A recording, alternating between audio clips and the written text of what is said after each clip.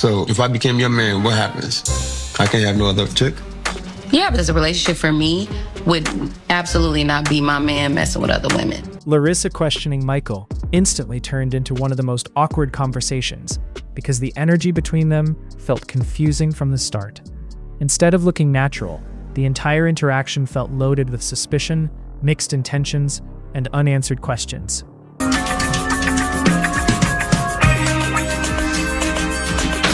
Movie night. I'm mixing and mingling, and I'm about that status, that bag, and whoever bringing the biggest one.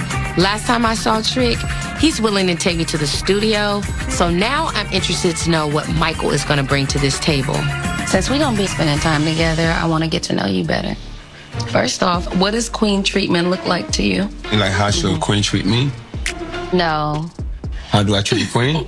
Yes. Women like to be taken out. Women, women are hungry.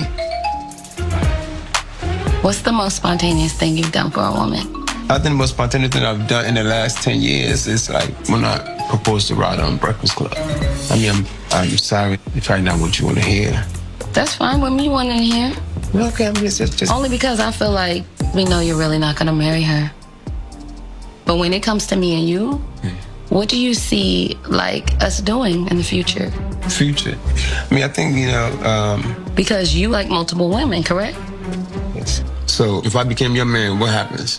I can't have no other chick? Yeah, because a relationship for me would absolutely not be my man messing with other women. Well, I've said I would never be a one-woman man. But I've lost Ryder. Nadia's gone. Heaven is my new manager. Things getting any worse. Maybe I should try it. So it's like certain men can be my man and certain men can be, something to have fun with. So I'm having fun? Yeah, because I would never force a man to like do something he don't want to do. You know what I'm saying? So we can have fun. Oh. Yeah. You know how it is. Just as long as nobody step on my toes, nobody bother me, I'm cool, She's got me in this bed, buttering me up, making it seem like everything's okay. This is too good to be true. But when it comes to me, I just feel like I want more from the man that I'm dealing with. Like, I heard you have a comedy show coming up. You didn't even invite me. Where's my invite at? My so-called new assistant, you have to get with Heaven. The hoe of the 305. What are you talking about? She came to my event telling me that she's a rich. I have a rich man now. Yeah. He's a rich man.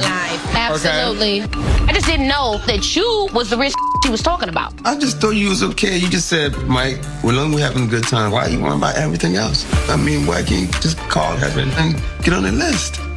That mother bitch. At the end of the day, you want to sit up here and talk all this. I need a mother car at the end of the mother day. I came to the 305. Ubers is too mother expensive, so I need a car. You gonna be with me? That's what I need. Larissa came into the conversation, trying to figure out where she really stood with Michael, but his responses only made things more unclear. Every answer felt vague, and instead of reassuring her, he kept making the situation sound even messier. That's what made the tension keep building. What stood out immediately is how transactional the entire dynamic started feeling. The conversation didn't come across emotional or genuine. It felt more like both sides were trying to figure out what they could get out of the situation. That's why everything felt so uncomfortable to watch. Michael also looked completely unsure of how to handle the conversation. One moment he seemed entertained, and the next moment he looked confused himself. That inconsistency made it obvious there wasn't much stability in whatever was happening between them. The biggest issue is that the relationship doesn't seem built on trust or emotional connection. Instead, it feels driven by appearances, convenience, and outside expectations. Once that becomes the foundation, every conversation starts sounding forced and awkward.